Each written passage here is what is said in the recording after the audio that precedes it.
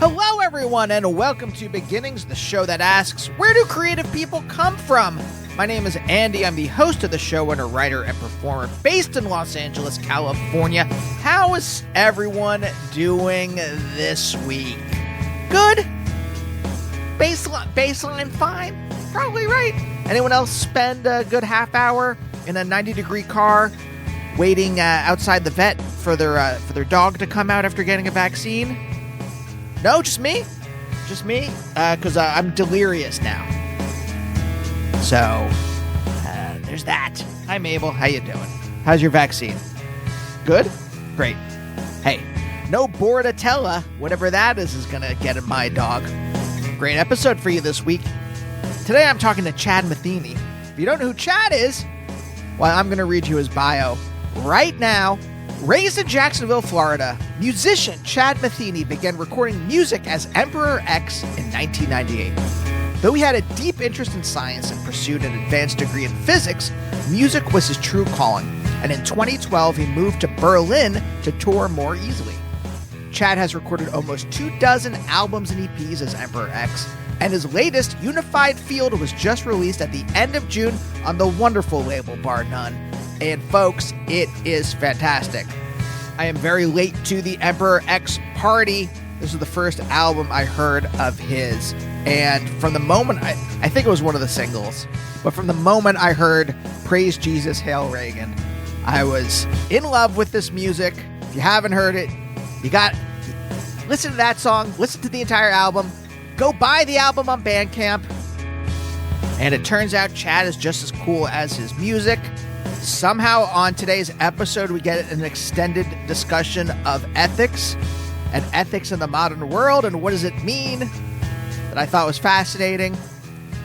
Chad's childhood in Jacksonville and the church he went to was extremely fascinating. So strap in, folks, because this is a delightful episode and I hope you enjoy it as much as I enjoyed talking to Chad. Very quickly, before we get into the episode, I just want to preview a couple of conversations I have coming up. Blockhead, wonderful hip-hop producer. His new album with Brian Ennals is incredible. That's coming up. Josh Olson, screenwriter, podcaster, writer of A History of Violence. David Rees, Hutch Harris of the Thermals, Solex, comic creator, Evan Dorkin. That one was an absolute blast. So stay tuned for all of those. But for now, let's talk to Chad.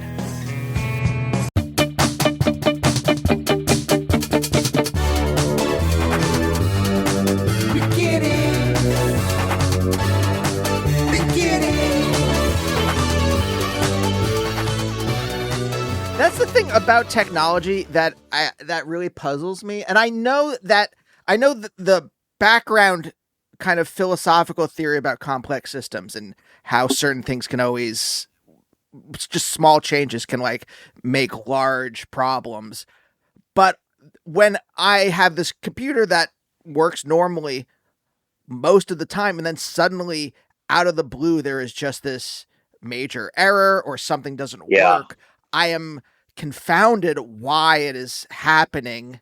What is going on? What was that little, what was the electron that shifted left? Right. Versus right. There's this thing that happens when you create when you have n nodes and that number goes above like 5 or 6, the number of connections between them, it's factorial. So it's more than logarithmic, right? Or it's factorial minus 1 or something. I forget the formula, but it's like the number of things that can go wrong when you add new components doesn't just multiply, doesn't just quadratically expand. It goes up by this kind of inconceivable rate for the way our brains work. You need mathematics to describe it. So it doesn't surprise me. Anytime you add a new thing, you add like a billion new ways for it to break. Yeah. That's the way I used to think about travel in New York. If I had just one train, everything was good. Don't transfer. Hard, yes. Before my wife and I moved in with each other, I was in Greenpoint, she was in Harlem. So it was 3 trains. So I was always thinking okay, where's the problem going to be? When the train lines up with the other? To one of the IRTs? Is that what you did? It transferring chord was tree. G to the E or E to the the 7 to the A, B, or C, and then walking or you could get right off depending on. Yeah, But there every are one of all the these times you get nodes, screwed. Yeah. Mm-hmm. nodes for Yeah, failure. that's why but there are also nodes for connection. It's also you can do cool stuff the more nodes you have. But that's why when I'm like, pretty much any process I'm doing, I try to keep it as few moving parts as possible. Be it like recording or making visual assets for stuff or writing or whatever. Like it's a pretty good principle. Does your brain think like that? So this is the thing. There are a lot of reasons I'm excited to talk to you beyond just the fact that I like your music. When I started reading about your history, it felt like a parallel. Your biography is slightly a parallel version of my own, especially in Cool. terms of like science, in terms of like your first musical experiences, the fact that we were born in the same year, all this kind of stuff. Oh, you're a fellow Gen X millennial cusper. Yes. Yes. Our Zennial. suffering is unique, my friend. Yeah, it's a strange To age. find someone else, to find the consonants, the resonance with someone Yeah. else.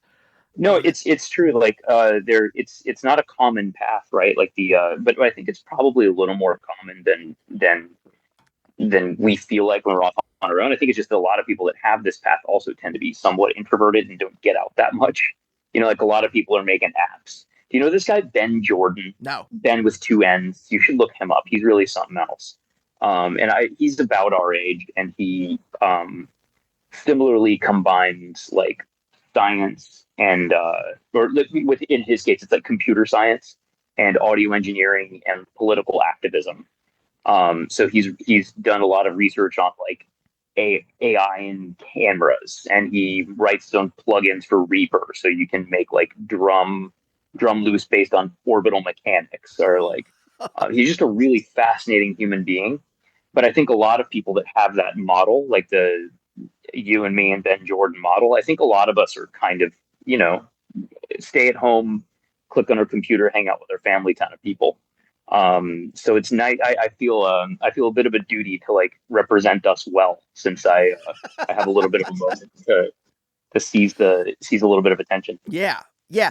So wait, can I ask, what was your first experience in terms of science? What was the first thing that excited you about science, or the first thing that maybe, I don't know if it pushed you off in that direction, Yeah, but you like origins. Yeah, I thought we were going to go that way. That's a really interesting question, though.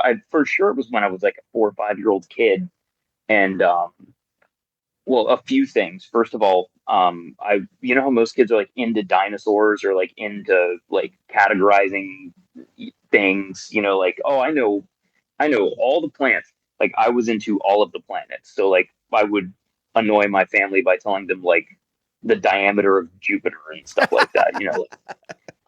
So it was always a bit of a thing. They took me to planetariums. Weirdly, a church I went to built an observatory, like an astronomical observatory in the middle of the woods. They later sold it to the nearby university, but it was really profound. I'm not a member of that denomination or even the faith anymore, really. But the sense of wonder that it instilled in me is one of the reasons why I'll never call myself an atheist. It was I remember vividly seeing the moon in extraordinary detail in this at a church, at an observatory, and it sort of gave me this kind of a permission to feel a sense of awe about the natural world that I never really lost. So thanks, Pastor Wiley Tomlinson, wherever you are. That was a good idea. was there any bit of that awe in the religious part, or was it just kind of like perfunctory to go to church? And then the minute that you started to, and I want to talk a little bit more about why they built an observatory, Mhm. but Right? But- Me too. the minute that you started experiencing cosmology, that's when the awe Mhm. kicked in. Yeah. Yep. And there was also a related moment. I think I was definitely younger than 10, definitely older than 5, somewhere in there when this happened. And around the same time, like they were lecturing, they had some very uh, very dubious metaphysical assumptions. Like they believed in the 5,000 year Earth, and Oh. the cosmology was governed by. It was a really strange combination of like kind of open and curious, and also very dogmatic. So, um, they talked about heaven and about what happens after you die, and they introduced to my 7 plus minus however many years brain the concept of Hmm. infinity, the concept of, oh no, you'll never die, you will be doing that forever. And I remember thinking, like, what am I going to be doing forever? That sounds like it didn't scare me, but it did give me that. There's he's not the guy who came up with it, but I received it through him, Jonathan Ruskin's writing about the sublime in the arts, which is this notion of something that's like more. It's a different sentiment. It's not even a sentiment. It's a different experience than seeing something that's merely pleasing. It gives you a sense that's also a little bit scary. Think Yeah, the yeah, yeah. sea at night. Think Steve Reich's music for 18 musicians. Um, it's like it gave me that sense, and that never left me. So the fact that the cosmology was messed up didn't really matter, because even in our, like, cosmology's it's learned a lot, and I think most of what they know is pretty solid. But there's the Hubble tension. There's all kinds of stuff that's like up in the air in cosmology. And that sense of awe at the infinite, I think, is probably at the heart of pretty much every astronomer or scientist. Or I'm not one. I don't know many, but I think they share that kind of religious sense of respect or awe for the grandeur of nature, whether or not you believe it was designed by Skybeard Jesus God or not. Um, which I, I both do and don't. Like I don't I don't like contradiction expressions like that, but it is weird, because I don't I find I find strict dogmatic atheism implausible. But I Yeah. also find any of the alternatives more implausible. So I'm in a bit of a bind there. Like, for example, Well, I don't believe in like the divinity of Christ or anything like that. okay, but here, I guess this is where I have to like just allow the mystery as much as I don't Yeah, want to, as much as I want to investigate every molecule of physical space and existential space, as much as I want that knowledge. There's just like I have to, I guess, defer to Hawking, where he goes like, we don't know what happened before the Big Bang, yeah, right? We just yeah, and that's there's fine. yeah, and I just have to be like, okay, I guess there's space for. I don't necessarily. I mean, I guess I would have to. I guess I classify myself really as an apatheist Hmm. in the sense where I'm like, I guess Oh, I like it don't doesn't really matter. care. Yeah. I really Hmm. like it doesn't affect me one way or the other, and I can't know it. So, Yeah. Well, for sure, with things like morality, like it doesn't matter if there's a God or not. I think morality emerges from the fact that we're all conscious beings and we need to treat each other well. And for things like cosmology, I guess it matters, but like you say, it's unknowable. I think where it matters is what it does to us as people and how we motivate ourselves through life. So, if it's an unknowable question, and one of the other, and you have like an infinite alternative of answers, then you just pick one. Like pick the one that makes you the most prosperous, and kind and happy, and move forward from there. I don't see any reason to rule those kinds of things out, in the same way that I don't see any reason to embrace any one over the other.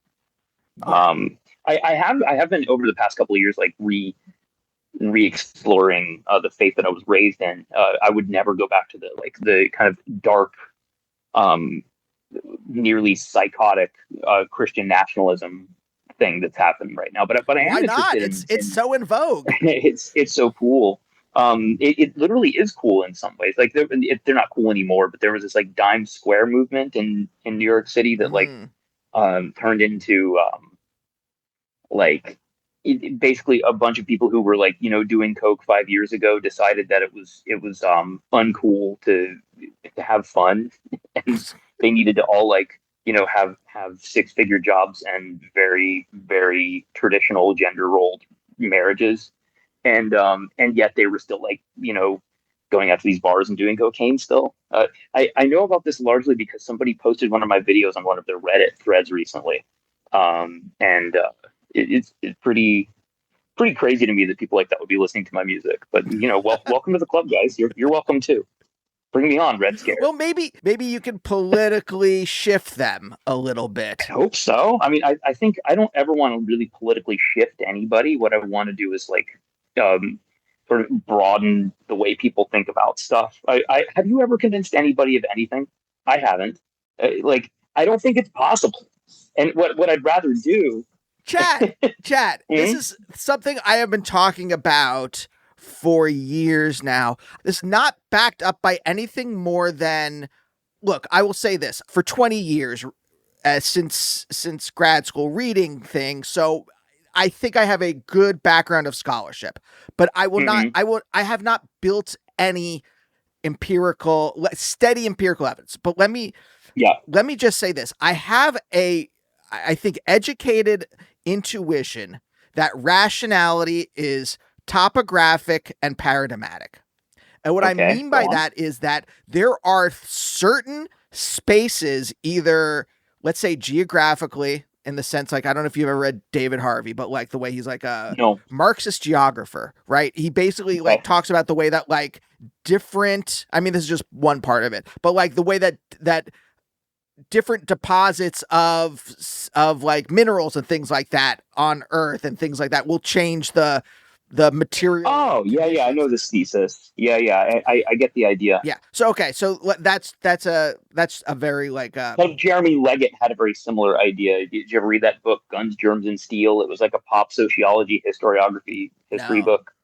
Oh, it's awesome. If you, I will trade reps after we're done with this conversation. I would love to read I'll read your Marxist geographer if you read my like cringe lib guy. Let's trade.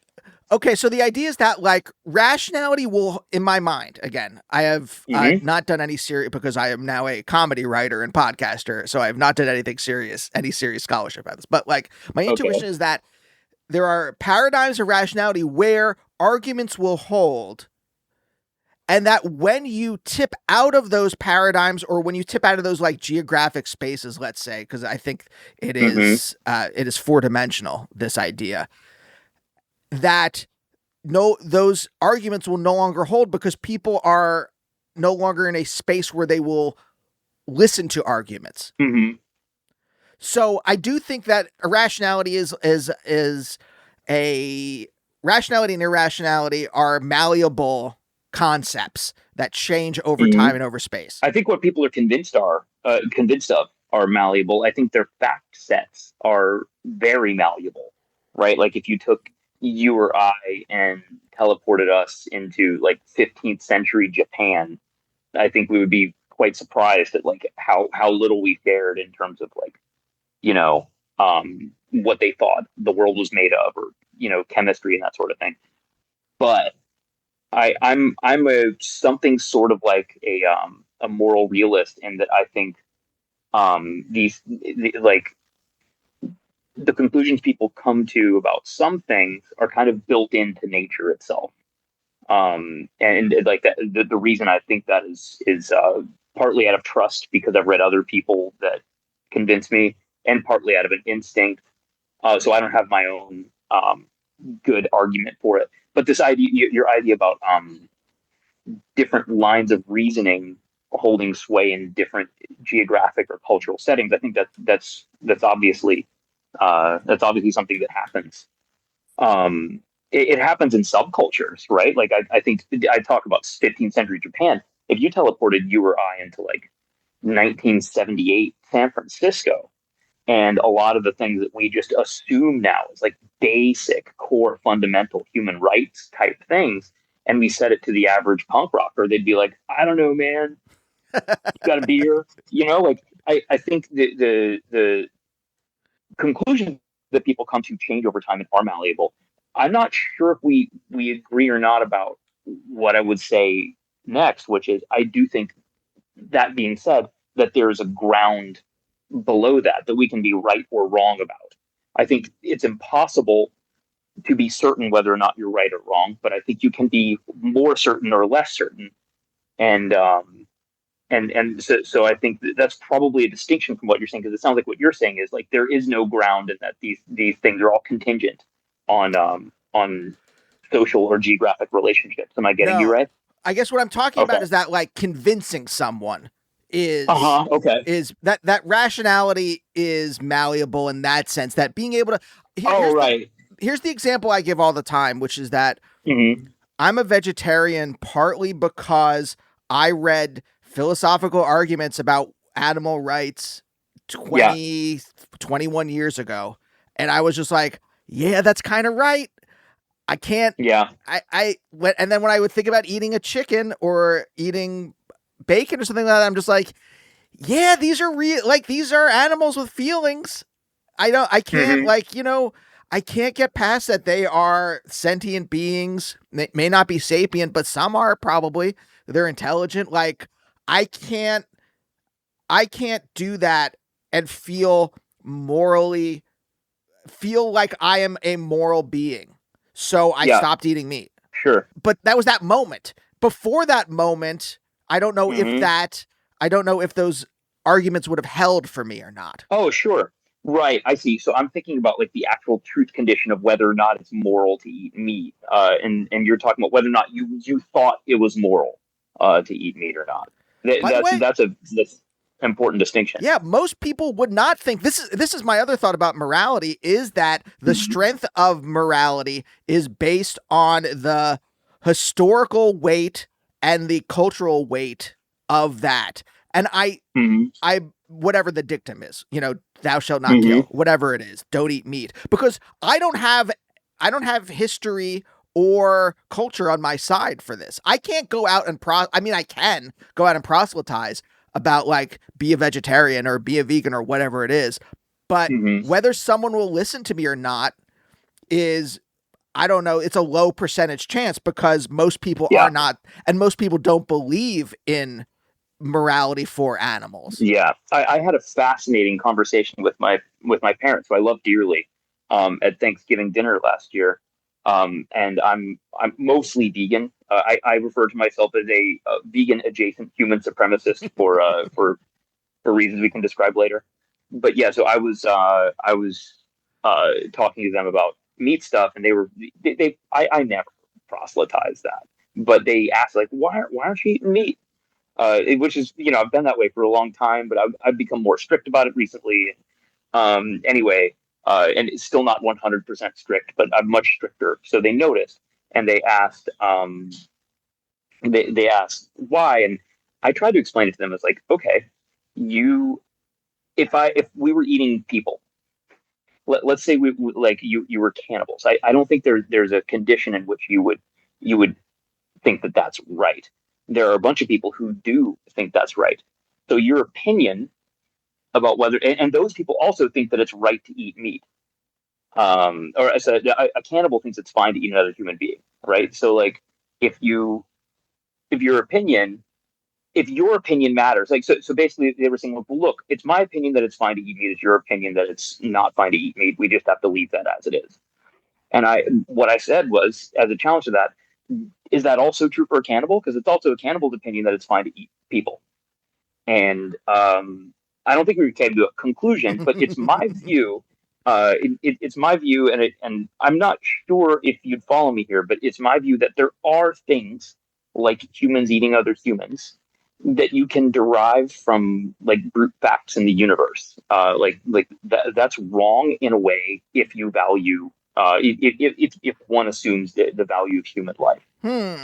So it comes down to like the assumption of values, I suppose. And I think some values are preferences, and some values are not preferences, and those values we call moral. Interesting. So how do you think that they are derived from the physical substrate of existence?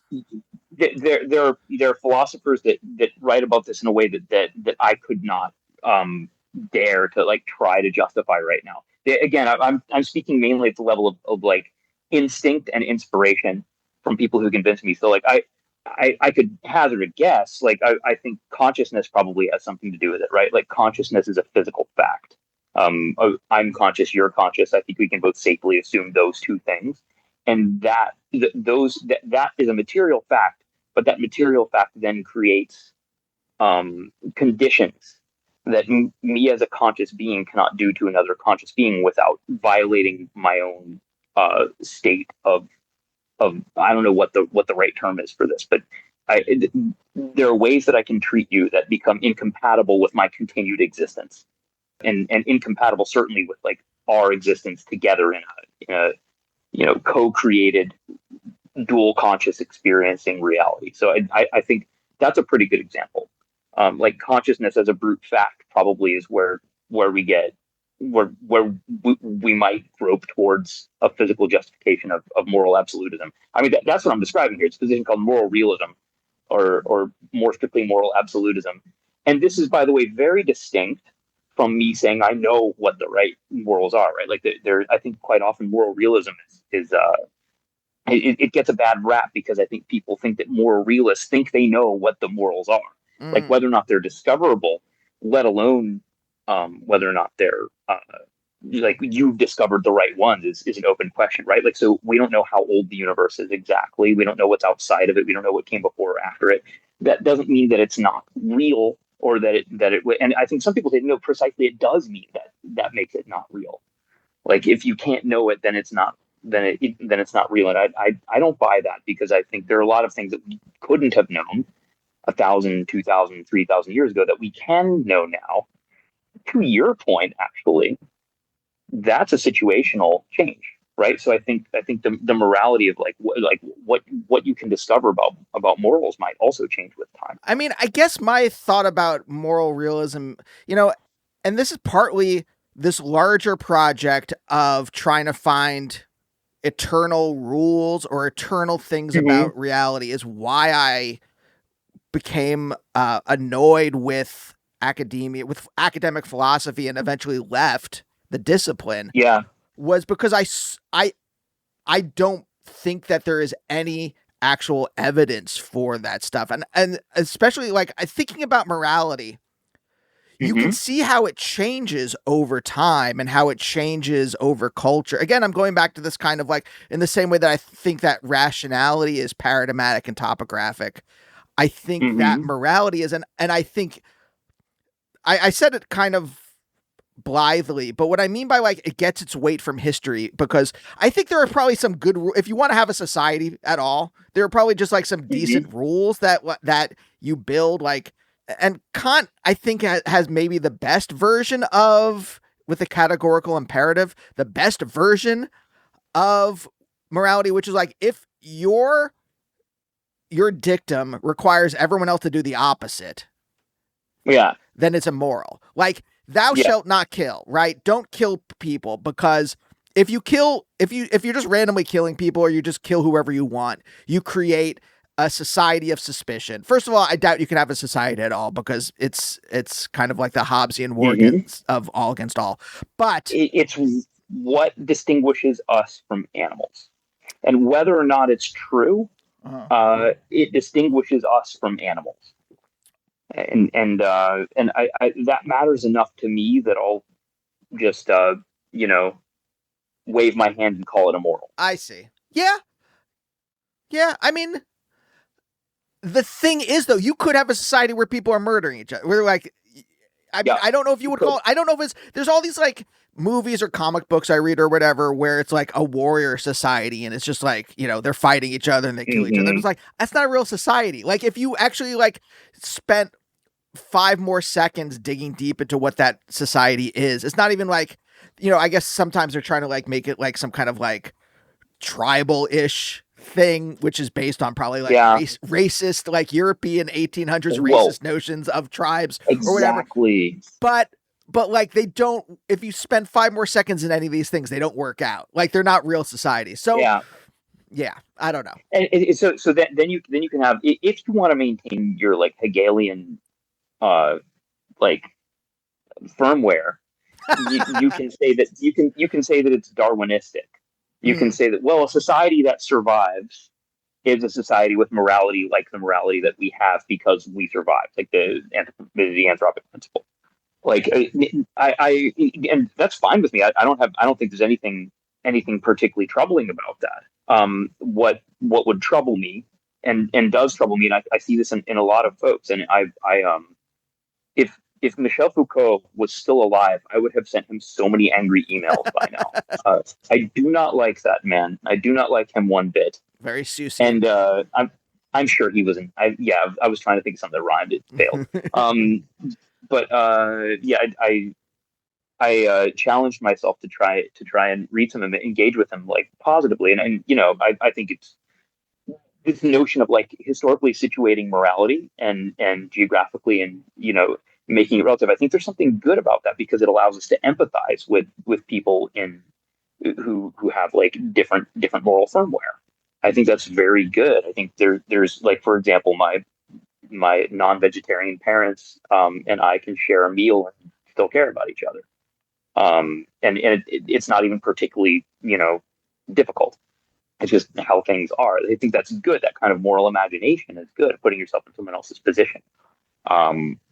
But what troubles me is when I see a lot of folks on the left sort of have inherited moral relativism via Foucault and probably some other people too that I'm neglecting to think about right now, or have never read.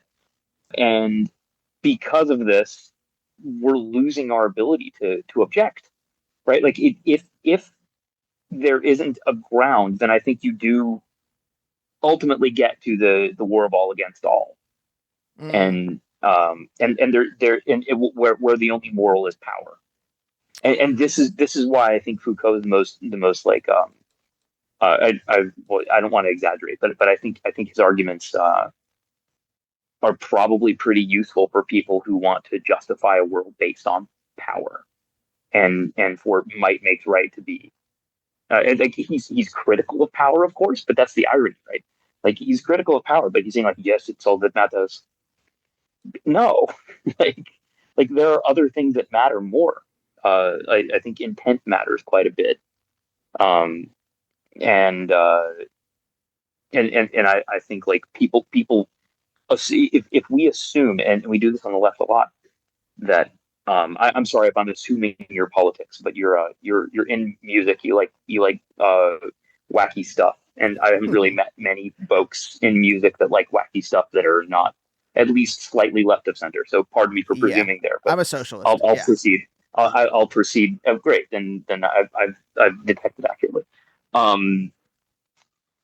Like I think we too often err on the side of moral relativism, and then lose our ability to be like, well, the Nazis are bad.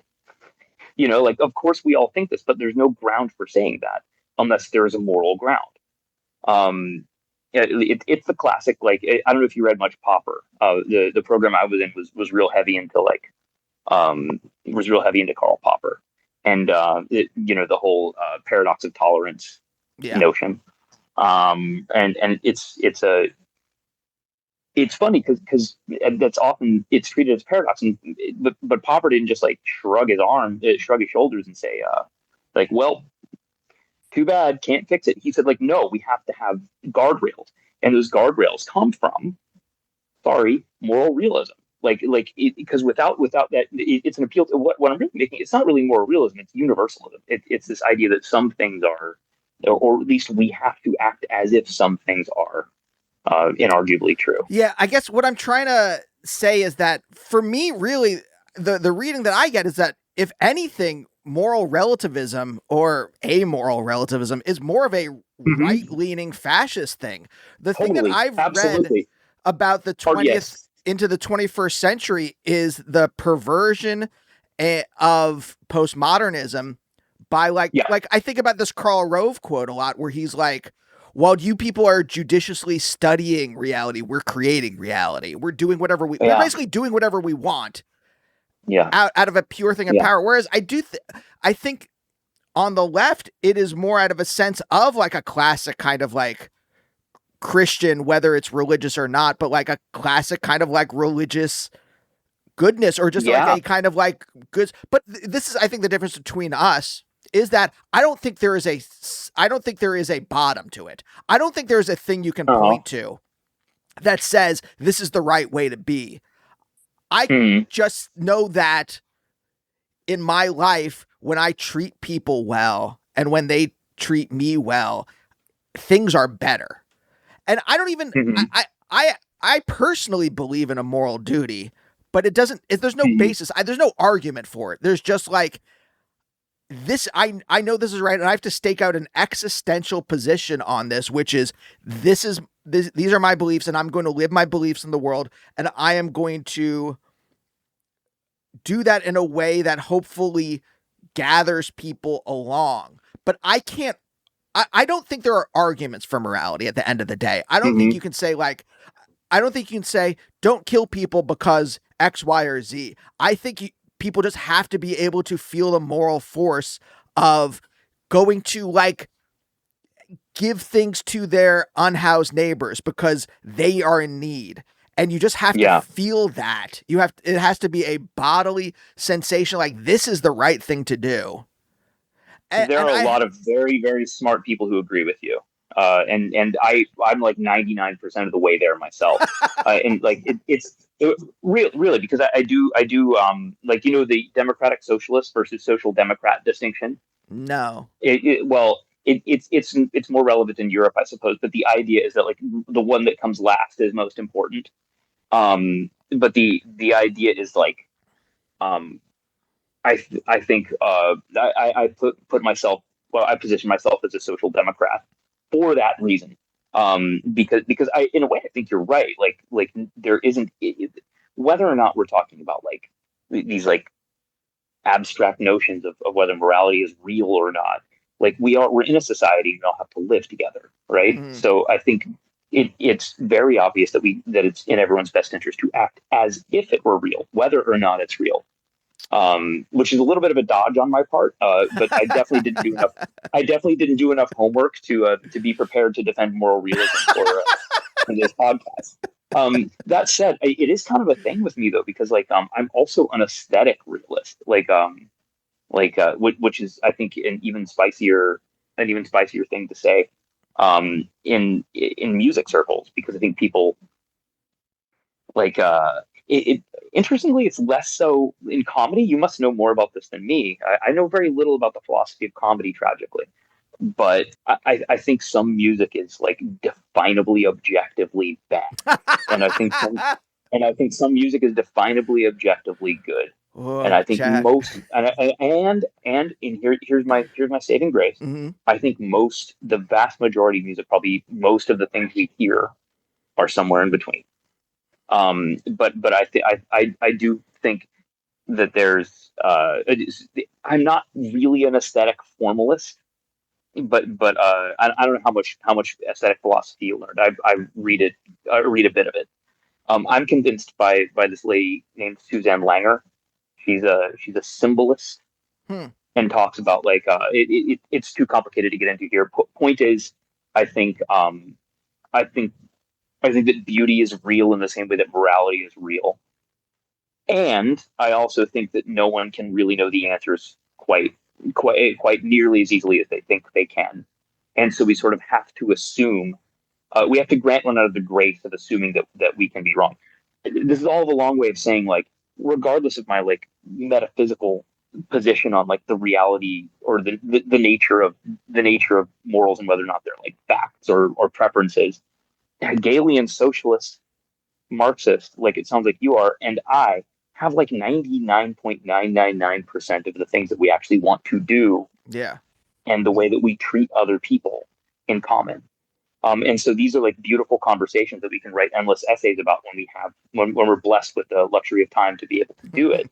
But like at the end of the day, you just gotta give people a damn house. You Yeah. know what I mean? So I'm with you on the takeaway there. But these yeah, I would love to continue that conversation when I've done more homework, because Well, yeah, let me it's one throw of my this favorite at it's one of you. my favorite things to talk about. Please. Yeah. Let me throw this at you because I think as we're talking, I'm like, well, maybe there is this. And this is my grad school brain where I'm just like, I've staked out a position, but then I'm just like, well, maybe, I can't ever just like confidently that's hold. A brain. Yeah. That's a good brain. That's the right brain. Here's this. There is a certain fundament of human biology, right? There are certain things that our ears can hear, and there are just like, we can't hear certain notes. We can hear these whatever notes. And there are different ways that different cultures have sequenced those notes, and those are pleasing in different ways in different cultures throughout time, right? Okay, but there are different ways to do it that are pleasing in some cultures and not pleasing in other cultures, but there are limits to that.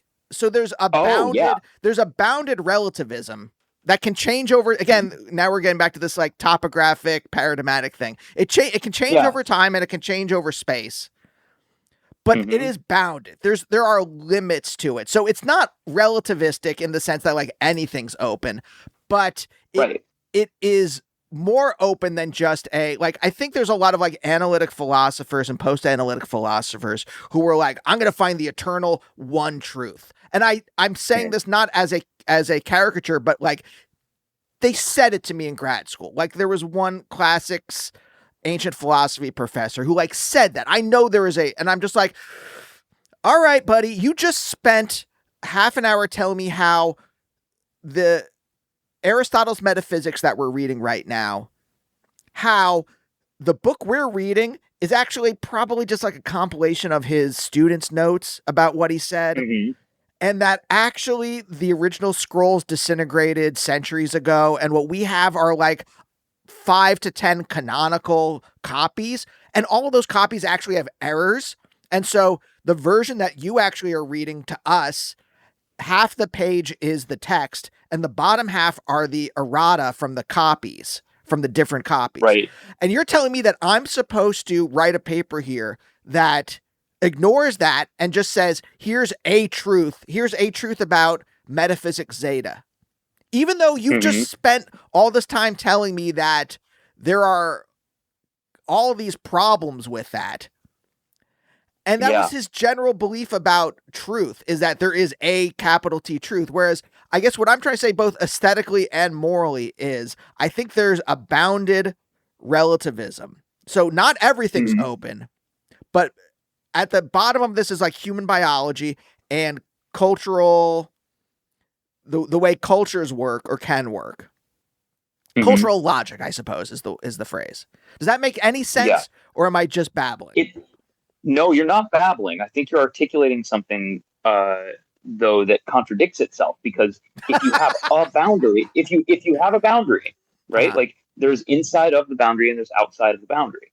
So you've already tacitly admitted that there is some kind of rule. Now, what you're insisting on is that there's uncertainty within that boundary. Yes. And I think that's not incoherent. But it doesn't make you. I think you have a ground. Is my point.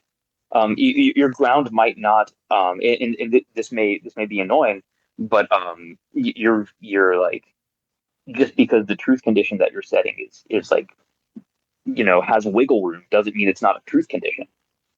Right? Like if I say the tennis ball is in the dining room, I'm not saying the tennis ball is located at GPS coordinate 806.2610655, whatever. Like I'm saying that it's in the dining room, and that's the truth condition. So you're actually describing a moral realist position there. The wiggle room doesn't get you out of the fact, or it doesn't get you out of making the claim, whether you want to or not, that there's an outside of the boundary. I'm saying there's no necessity within that. Yeah. Okay. That's fine. But then I would challenge and say, like, okay, if that boundary exists, why is that boundary special? If boundaries are possible, it's contingent. But that's what I'm saying. I'm saying that it's contingent on what can be experienced, or like it's contingent on the latent space of like what kind of experiences that we can have aesthetically, or in terms of human interaction, like what kind of interactions we can have. Yeah. Exactly. So for example, what you're saying is that it would be like we could make a sentence like my tentacle. It's immoral to wrap my tentacle around your antenna, but we have neither antennas nor tentacles. So like this is a morally nonsensical statement, and it's outside of that boundary. Is that the kind of thing that you mean? Well, I mean, we wouldn't even come up with that because it's not a Right. it's not like it doesn't have to do with any of our actual biology. I think like look at this. Mm-hmm. Look at this right now. We are living in an age where the wealthiest people are untethered from any kind of morality, right? They are just doing whatever they want without caring about what the repercussions are. Like, I mean, we're looking at you're in Europe right now, right? I think there's a heat wave going on. Actually, I'm in New Jersey right now. Oh, Long story. Yeah. I'm in Hoboken. Wow. Okay. So But yeah, it's hot here too. Yeah. No, I'm with you on those people setting their own rules. You're in Yo La Tengo's homeland right now, but like, you live in Europe, right? There's a heat wave going on. Yeah. We are at a tipping point for climate change to radically alter all of life on Earth. And I'm being very broad in that because I'm like, I don't know what's going to happen. We just know that it's not going to be good in terms of society. And we're in for something nasty. I think everyone knows that. If we were in a different economic system, and if that economic system didn't transfer all the wealth to like 40 people who are untethered from any kind of morality, we could all band together like it's Independence Day and fight the aliens and fight climate change and change the way that life exists on Earth. But that doesn't look very likely. And so I'm not very optimistic about what's going to happen. I'm interested in your phrase because you said that they're untethered from any morality. To what would they tether precisely? The morality that binds, again, I'm saying that there is a historical and cultural force to this stuff that you just, in the same way that like a good piece of music, as a parenthetical, I really do think there are deep connections between morality and aesthetics in this way that you feel when there's a piece. I do too. I'm surprised to hear you say that, but I think that as well, very, very strongly. Yeah.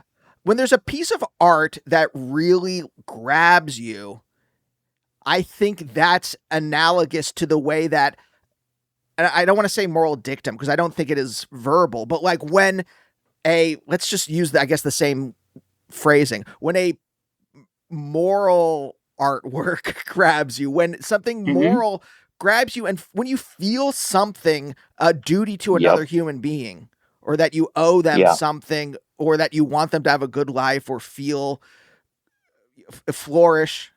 in the way like Aristotle used that phrase, flourishing, eudaimonia, right? I think it's the same kind of thing. I think that the way that one is gripped, and the fact that either art or morality has a force is there's no, again, we're going back to like at the beginning, this like rationality thing. I don't think there's a rational argument necessarily. I think it is just a force that is created through history and through culture that pushes one along, that you get swept up in this thing if it has enough force to it. There's your Hegelian teleology. I'm actually I'm an analytic guy. I'm tempted by teleology. I find I kind of like it. Like I sort of think that the universe needs a prime mover. So I'm either going to become a full-on communist or a leftist Christian. That's the road that I'm at right now. Wait, that's what I wanted to go back to that. So like, okay. Yeah. Born 1979, Louisville. Are you born in Louisville, or is that just where you were? Yeah, I was only there briefly. Like my parents met there, and then they got transferred to Jacksonville, Florida. So that's where I really grew up, is Jacksonville, Florida. Okay, so that makes a little more sense in terms of the religious upbringing. Were they religious, or when they moved to Jacksonville, did they find community in this church? Both, and this church is like a deep part of my like musical and like all the stuff we just talked about. I think moral absolutism definitely has a Christian origin.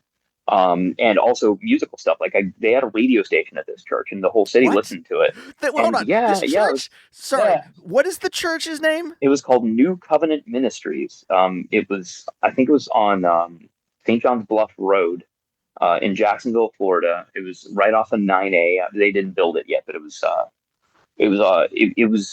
on the developing kind of at that point, not really developed, swampy suburbs of Jacksonville. And it was a school and radio station and church and observatory and missionary hub.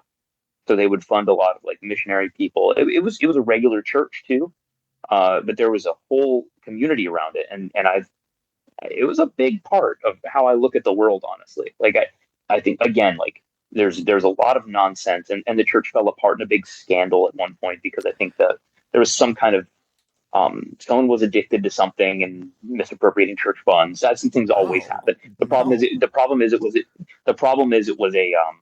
was a non-denominational church, and that means there's no oversight, right? So they're just like he may have had a divinity degree, the pastor and his wife who ran the church together, but I'm not sure hmm. what it was in, and I'm not sure he had one. There was certainly not a governing body that had much control over the church, so a lot of wacky stuff could happen.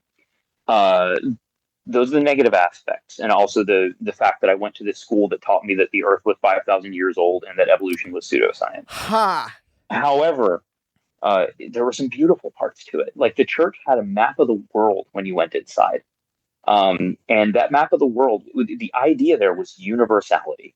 It was that whether or not you think there's a God, if there is one, if you think that the grace of God is only for a specific race or nation, then I have very little in common with you. This church did not think that at all. They thought they thought that it was for everyone and that it was their duty to like get it out and not just to like convert people for their own souls, but just as like that's what the purpose of life was. So they would like, they wouldn't just, ship Bibles to Somalia or something. They would like go to these places and build basketball courts and water treatment facilities and stuff. There were engineers that they hired. It wasn't nearly as organized as I'm making it sound. I think it was pretty slapdash. But the point is, as a child, what I saw was a group of people who organized themselves around a principle, around a meaningful purpose, and they had this motivic force to like make the world a better place within their ability. Like if their facts were right, they were doing the right thing. So I think their values, I think, are things that I still share, and that pretty much anyone that I'm interested in forming common cause with shares, which is this idea that like we owe it to our siblings in the human race to like make their lives better. Mm-hmm. But their facts were cuckoo, like so that's where it all falls apart. Is like their facts was they were biblical fundamentalists. So and a fundamentalist believes that this ground that we were speaking about a second ago, which I ground on like this sort of consciousness seeing consciousness and resulting logic magic. They grounded it in this specific Bible that we have, this specific, clearly human authored, clearly human edited, clearly abused for millennia scriptural text. So they never said like, well, yeah, but it's there. So that's what we got. That's our ground. So like pretty much if you could argue that the Bible said it, that was a fact. So that's where it all fell apart. It's that fundamentalism that I became suspicious of. So that church fell apart. We moved to a bunch of other churches. They all kind of had the same. They had the same fact sets, but they lacked those value sets. We started going to a lot of churches that were much more experience based. So, like New Covenant Ministries was this way too, but other churches were much more like screaming and laughing and speaking in tongues. Oh. Going rigid and throwing yourself at a wall. I remember going away to a church camp. Yeah. I mean, definitely Pentecostal, but a very specific brand of Pentecostal. I think a lot of people would consider quite extreme. Like there were no snakes, but if there were, it wouldn't have seemed out of place to a lot of other people. They believed in like faith healing. So like there were these people that were supposed to have like the power of God, and they would walk and touch you and heal you. And the spoiler alert, it doesn't work. Um, I remember being, my eyes are messed up and they always were. It was a congenital defect.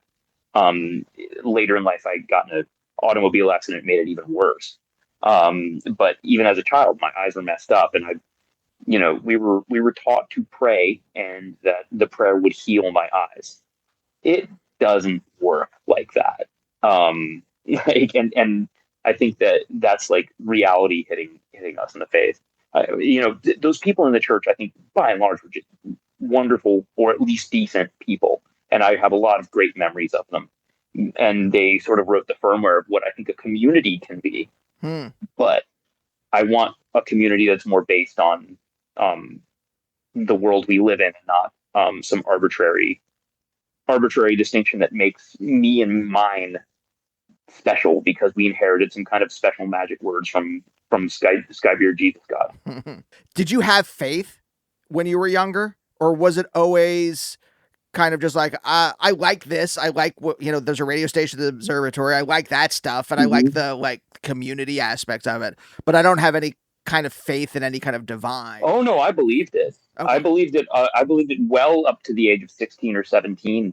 And then I had several rebounds. Like I left. I became much more doubting. And never would have called myself an atheist, but something doubty. And then there was a period in high school where this like very aggressive cult. I'm sorry, this was in college. This aggressive cult called the International Church of Christ sounds very generic and very anodyne, but they're really, really nasty. They're still around, Hmm. and or they were a couple years ago anyway. And they had me convinced I was going to hell again. For about a year or two when I was 20 or 21. I never fully got back in, but like no, I believed it fully. I would say. So what was the moment, the first moment where, and maybe moment's a bad word. What was the process of you? I don't know what the verb I want to use. Losing your faith, whatever verb you want to Hmm. use to describe it. What was that process for you? Well, I had faith and I had fear, and I think I lost my fear. And I remember that moment. I still think I have faith in the sense of like this sort of like I'm very much convinced by humanism. I don't think that's a good word because I think there are probably other creatures in the universe that have consciousness in a way that Mm. we do too. But so would you call it consciousism or something like that? That sounds awkward. I don't like the term, so I'll call it humanism now. But that requires a kind of faith, right? Like this ground stuff that we talked about at the beginning, this belief in a reality. These are all faith.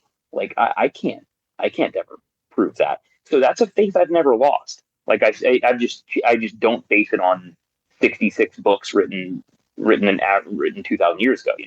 Um, but the fear, meaning basically the fear of hell. I was terrified of hell as a kid. We had very, very graphic depictions of it. So there were a couple of reasons. I'll never forget this video they played for us. It was called Satan's Rock and Roll Agenda for America's Youth, I think is the title of the video. You can probably find it on YouTube somewhere. The video had like this like guy wearing devil horns busting out of a volcano holding a flying V. Like pretty amazing. Yeah, like I will not forget that. And it had the usual things that you'd expect. Play a Beatles record backwards and it says, "Hail Satan" or whatever. And I do by the way think that there is some like occult influence, but I think it's quite kitsch. Like Mm. like I don't think there's any like demonic power being summoned when somebody goes to a Slayer concert. But I do think some psychological versions of that are real, but that's another discussion. And like point is, I went to my not the youth pastor, the church pastor. I remember going to. I was very troubled, and I said, "Are we Calvinists?" And he didn't know what it meant, so I explained it to him. I said, "A Calvinist." But what I'm really worried about is, are we determinists? Hmm. Do we think that do we think that God has already decided who's saved and who isn't? And he didn't know, Hmm. nor was he curious. And at that point, I thought, like, oh, okay, like I don't need to be afraid of these people.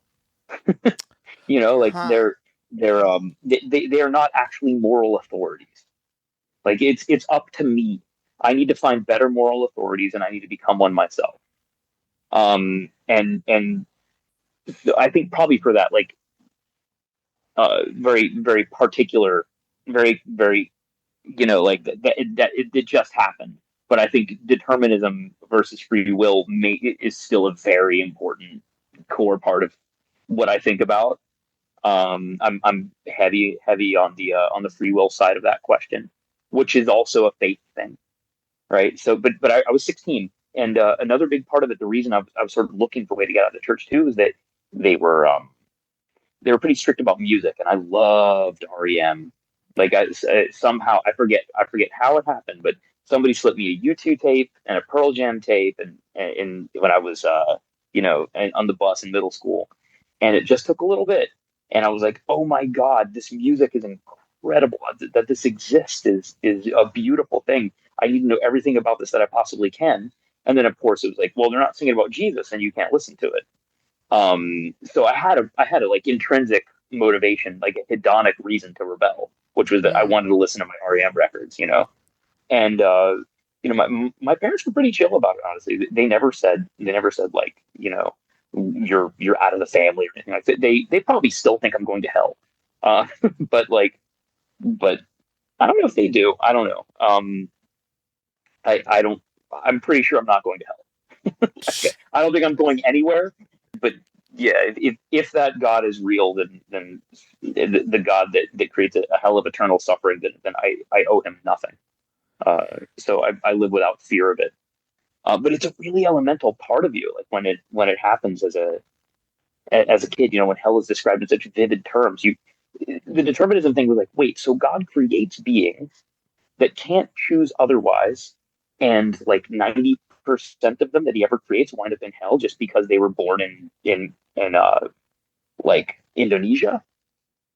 And that blew my mind. I was like, that sounds like a cruelty machine. Like this quote unquote God has created a universe that is a cruelty machine. And I wanted nothing to do with it. And I also Yeah. got to listen to REM, my favorite band. What was the first one? I have a real question, but what was the first REM album that you heard? Automatic. Yeah. Yeah, I'm Automatic for sorry. the I was just people. asking because that was for me. That was like the real. I had heard like singles or whatever from before, but like that's the one that like Yeah. grabbed me. That's the one that I Oh listened to yeah. obsessively. And then I walked back and I was like, oh, and then I got the Chronic Town Hmm. and Murmur, and I was like, oh my god, Yeah. this music thing goes way deeper than I thought. Yeah. Yeah. You know, Yeah. and I, Yeah. I still love Automatic. It's a great record. Yeah. Yeah. Yeah. I was just listening to the box set of like B sides and things the other day. Oh, Dead Letter Office. No, no, of the like automatic. There's like this 4 EP box set Oh, I haven't heard that. like stuff from like that era. Okay, I'd love to hear that, but it's It's great. great. I'll send you the name of it when we're done.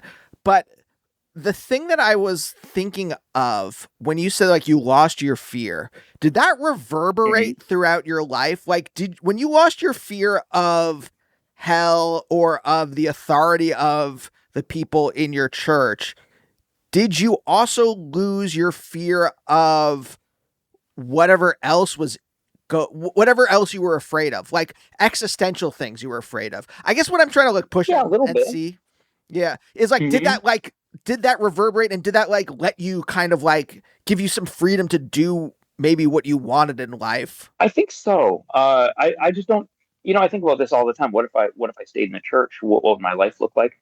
And I think what would have happened was I would have been like a very liberal-minded youth pastor in suburban Atlanta with a computer science job.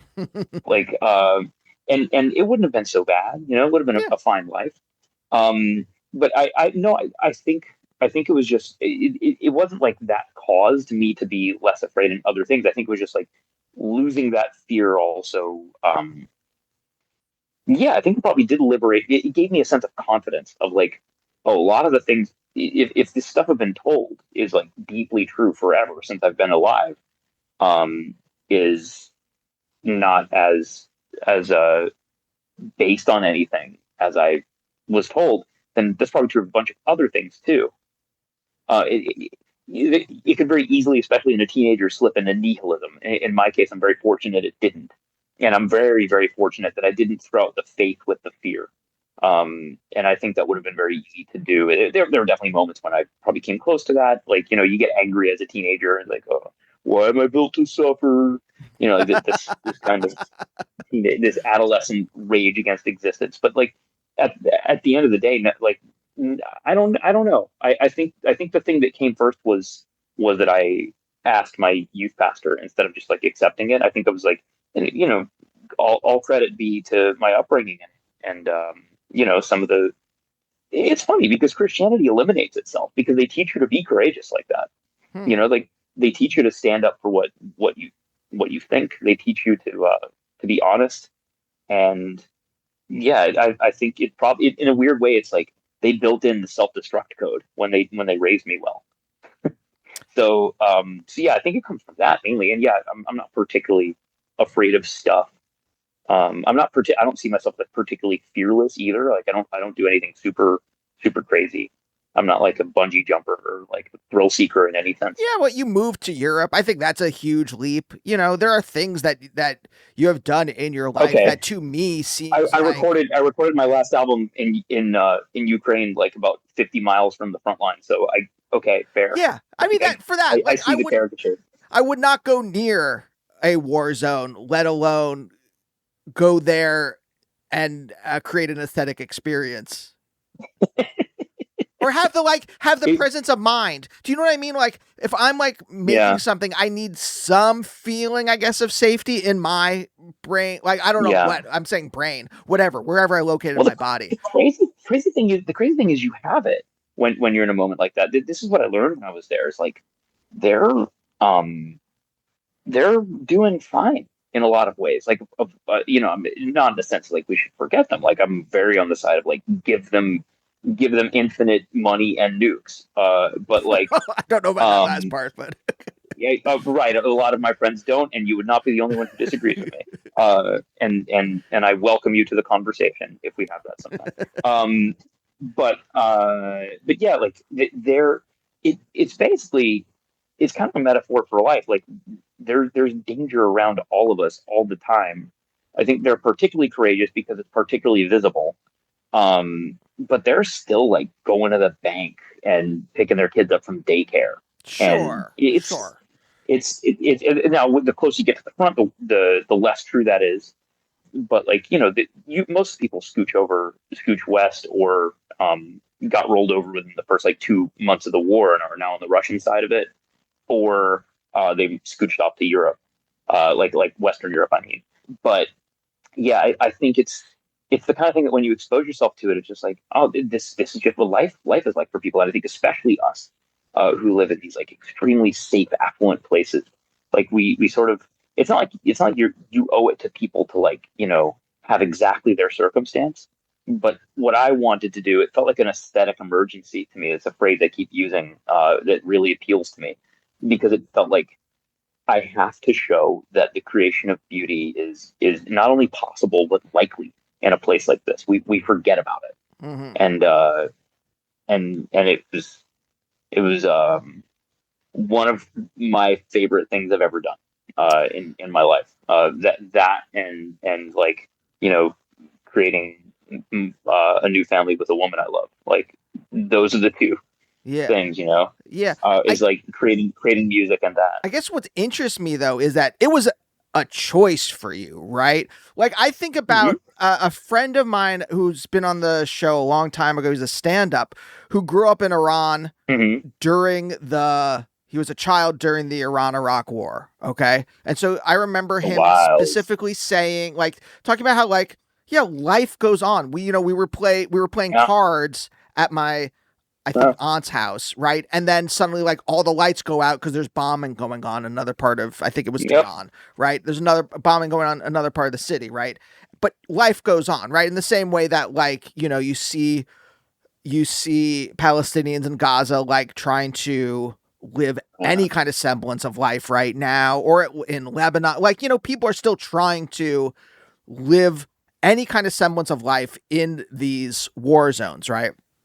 yeah. What interests me I though think is that Gaza surpassed what we're talking about here. Gaza was sure, uniquely savage, I think, just because they couldn't go anywhere. yeah, And yeah, that's a horror.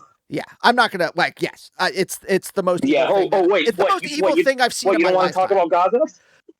You don't want to talk about the worst thing that's happened in the past? It is just the most evil thing that's happened in my lifetime, and I can't like. I have no Yeah, it's like. awful. It's beyond the moral evil is like beyond words for me. So I don't know like how to like even. But I guess what's interesting to me is that it's not like you are. I mean, I don't know about your ethnic history, but like you didn't grow up in the Ukraine. At the very least, I know that. So No. I'm like, yeah, I'm American, but like, my mom's German by stock. My dad is Irish and Scotch French or something like that. My wife's Russian, and we were heavily involved in the refugee aid wave that happened at the start of the war. Because she's not Russian anymore. She was born Russian and now she's German.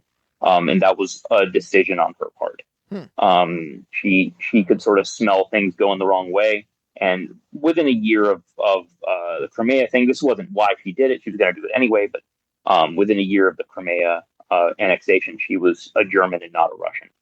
She gave up her Russian citizenship, but she has that background, and I've always like been fascinated with that part of the world. And so when refugees started coming in, we were like, well, let's we got a house with like a little bit of spare room. Let's how many people can we squeeze in here? Oh wow, yeah, and for real. It was a beautiful. It was only 3 people long term, like at all actually. But all 3 that came like stayed with us fairly long term, and we maintained good relations with all of them, and particularly with Kanya Holosenko. Привет, мой друзі. If she's listening, she's like a family member at this point, basically. Like she comes over for holidays and stuff like that. So yeah, it's always been a part of it, but it was a choice. But I think when I was American, for sure, and I think most of my American friends now have this insular notion that like, well, we've got the Pacific over there, the Atlantic over there. Canadians aren't going to mess with us. Mexicans, well, let's build a wall. We're fine. And you can't do that in Europe because you're at the crossroads. Like that's where everything happens. Like from our house to like the front line is probably about the same kind of drive as from like New York to, I don't know, maybe Little Rock. Yeah. Maybe Dallas. Like it's not far, and so you really feel it. And I feel quite lucky in that respect because like look, the world that we grew up in, especially you and me, like I think younger kids are less challenged by this, but like we grew up in a very stable time, and that stability I think was a historical fluke. Like that's not how things usually go. And so we're back in history now. History's moving again, and you can smell it earlier in Europe than you can over here. So I think a lot of Americans, had they been closer, would have had a very similar instinct that I did. That these are our siblings, and we need to care for them. And part of care is being with. Just like when somebody's sick, you go over and visit them. You're not going to like make them better, but you're just gonna like sit there and watch the same dumb movie with them. Yeah, like that's basically like I could have made this record in Sweden or Sacramento, but like it was just a being with, and I think that's one of the parts of like practice like practical empathy, or what a Marxist would call like good praxis or something. I say with slightly tongue in cheek. And yeah, I think a lot of community. Yeah, I think a very big one. Because I very much I'm on the nationalist versus cosmopolitan axis. I'm very much on the cosmopolitan side of that. I think nations are fun and useful in the same way that like football teams are fun and useful. And I think nations matter. I don't want to demean anybody's like national identity. But I think the category human is it's much more important and supersedes all of those. So yeah, a big community is what it felt like. Like I wanted to extend that. It's funny, like I never really pieced this together, but it's like,